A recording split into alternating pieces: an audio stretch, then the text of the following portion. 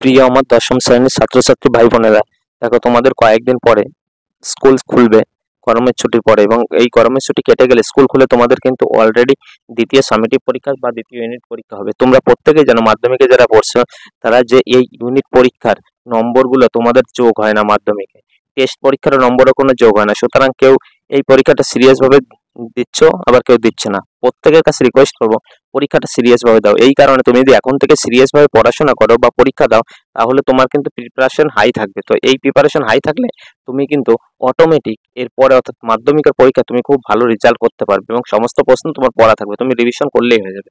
তো তোমাদের দ্বিতীয় সামেটিভ পরীক্ষাটা কি ভৌত বিজ্ঞান অর্থাৎ ফিজিক্সের উপর আমি একটা প্রশ্নপত্র দেখাচ্ছি। দেখো এই প্রশ্নটা তোমরা দেখে নাও। তোমাদের কিন্তু যে 40 মার্কের প্রশ্ন হবে ঠিক এই প্যাটার্নের হবে, সম্পূর্ণ হুবহু এই প্রশ্নটা আসবে সেটা আমি কখনোই বলছি না। দেখে দেখবে মিলিয়ে নেবে, এর মধ্যে অনেক প্রশ্ন তোমরা কমন পাবে।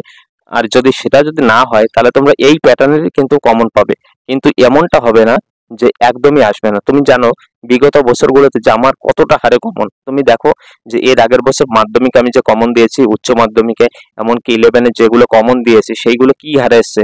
পরীক্ষার পরে আমি প্রশ্নপত্র এবং সাজেশন ধরে মিলিয়েছি, তোমরা দেখে নাও। তারপর তোমরা না হয় চ্যানেলটা সাবস্ক্রাইব করো এবং ভিডিওটা তোমরা দেখো। আগে তোমরা আমার পুরোনো ভিডিওটা দেখো, যে কতটা প্রুফ সহকারে সত্য। কারণ একটা জিনিস কি, তুমি যে চ্যানেলটা পড়বে অন্ধবিশ্বাসের মতো, তাকে জানো না চেনো না, ইউটিউব থেকে তুমি খুঁজে নিয়ে পড়ছো, তো সুতরাং তার সম্পর্কে তার একটু ব্যাক ক্যালকুলেশন তোমার করা উচিত, যে প্রিভিয়াস ইয়ারে তার কতটা কমন এসেছে, সেইখান থেকে কি উপকৃত হয়েছে কিনা। শুধু শুধু তুমি সময় নষ্ট করবে, তোমার কি টাইম নষ্ট করবে, পড়ার ক্ষতি করবে, সেটা করে যদি তোমার কাজের কাজ না হয় তাহলে আমি বলবো তুমি সেটা করো না। আগে তুমি দেখো, তারপর বিচার করে তারপর তুমি দেখো। তো চলো বেশি কথা না বলে শুরু করছি। দেখো 40 মার্কের প্রশ্ন, প্রথমে হচ্ছে গ্রুপ এ। দেখো এই প্রশ্নটা আমি তোমাদের দেখাচ্ছি, এইখানে উত্তরগুলো এই যেগুলো দেখানো আছে এইগুলোই সঠিক উত্তর, কিন্তু ধরবে না। বারবার বলছি, আমি কিন্তু প্রত্যেকটা একই কথা বলি। এই উত্তরগুলো কিছু কিছু সঠিক আছে, কিছু কিছু সঠিক নেই। কারণ এই কারণে এইরকম কোশ্চেনের প্যাটার্ন করে আমি আমার ব্যাচের ছাত্রছাত্রীদের পরীক্ষা নিই, সেই প্রশ্ন থেকে আমি করাই। কারণ হচ্ছে তারা যেগুলো দাগায় সেগুলো সবগুলো সঠিক হতে পারে, আবার নাও হতে পারে, সব তো সঠিক হয় না। তো সুতরাং সেই দাগগুলো কিন্তু তাদেরই দাগ, আমি কিন্তু সেগুলো আর বলছি না। এবার তোমরা এই প্রশ্নগুলো দেখে নাও, তারপর তোমরা যদি না পারো তোমরা আগে চেষ্টা করো, না পারলে আমি আশা করি তোমরা প্রত্যেকেই পারবে, কারণ সারা বছর পড়েছে এবং তোমার টিচাররাও এইগুলো পড়িয়েছে। যদি না পারো তখন আমি উত্তরগুলো আস্তে আস্তে আস্তে বলে দেবো। দেখো কঠিনের কত প্রকার তাপীয় প্রসারণ গুণাঙ্ক আছে। তারপর দেখো এসটিপি তে 2.22 লিটার অধিকার করেছে, এটা এসটিপি দেয়, আবার পরীক্ষায় কিন্তু এনটিপিও দিয়ে দেয় তোমাদের পরীক্ষায়। তারপরে দেখো কুলম্বীয় বল কোনটা।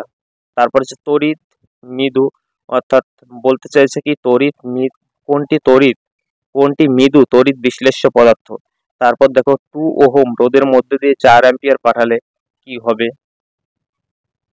দেখো তারপরের প্রশ্ন কি বলছে, বলছে কপার সালফেটের জলীয় দ্রবণের অতিরিক্ত পরিমাণ জলীয় বাষ্প অ্যামোনিয়া যোগ করলে উৎপন্ন দ্রবণের রং কি হবে। লোহার আকরিক রেড হেমাটাইটের সংকেত কি।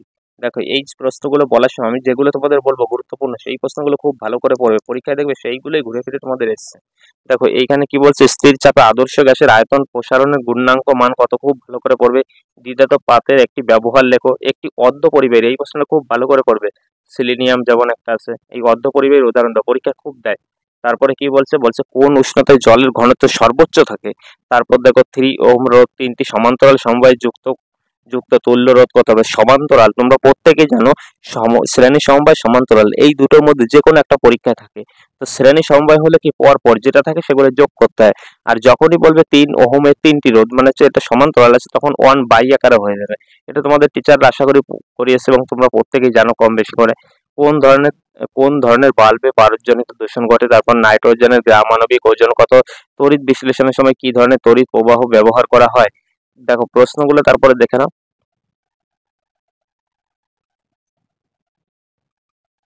এই প্রশ্নগুলো বারবার বারবার তোমরা কিন্তু রপ্ত করবে, তাহলে দেখবে অতি অবশ্যই ভালো কিছু হবে। দেখো তারপরে দেখো এখানে গ্রুপ সি থেকে কি যেগুলো তোমাদের করতে হবে, একটা দুটো তিনটে আছে, তিনটেই করতে হবে। আছে প্রশ্ন কিন্তু 6টা, এইটা অথবা ওটা।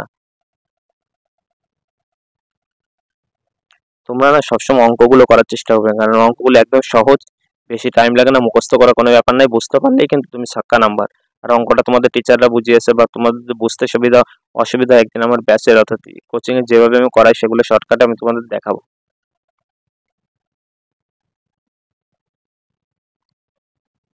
দেখো গ্রুপ ডি এ কি বলছে, বলছে 318, কারণ হচ্ছে এইখানে মোট 6টা প্রশ্ন আছে, এক একটা 3 করে। এইখানে কত গ্রাম CO2 শস্য চুন জলের মধ্যে চালনা করলে 50 গ্রাম CaCO3 উৎপন্ন করবে। দেখো এইখানে মানটা দিয়ে দিচ্ছে, এবার এটা দিয়ে তুমি অঙ্ক করতে হবে কিন্তু ওইটার সঙ্গে অথবা রেখেছে এই নিচেরটা। তাহলে তোমরা এই প্রশ্নগুলো অতি অবশ্যই ভালো করে দেখা যাবে। দেখো তোমাদের পরীক্ষায় ঠিক এই প্যাটার্নে কিন্তু পরীক্ষায় প্রশ্ন হবে। আশা করি বুঝতে পারছো, বা তোমাদের এই উত্তরগুলো যদি তোমাদের বইতে পেতে সমস্যা হয় বা তোমাদের জানতে সমস্যা হয় তাহলে কমেন্টে পাঠিয়ে আস্তে আস্তে আমি উত্তরের ব্যবস্থা করে আমি উত্তরের ব্যবস্থা করে দেবো। তো আজকের ভিডিওটা এই পর্যন্ত। সকলের কাছে তো সকলকে বলছি, যদি তোমাদের চ্যানেলটা থেকে তোমরা কিছু উপকৃত হয় তবে চ্যানেলটা সাবস্ক্রাইব করো, লাইক করো, আর যত পারো যদি তোমরা উপকৃত হয় তাহলেই তোমরা তোমাদের বন্ধুদের মধ্যে শেয়ার করবে, কারণ হচ্ছে তখন তারা উপকৃত হবে। কারণ এইখানে ক্লাস 6ষ্ঠ থেকে 12 পর্যন্ত সমস্ত সাজেশন ক্লাসের কোচিং এর নোট সমস্ত কিছু প্রোভাইড করা হয়। তো বেস্ট অফ লাক, সকলে ভালো থেকো।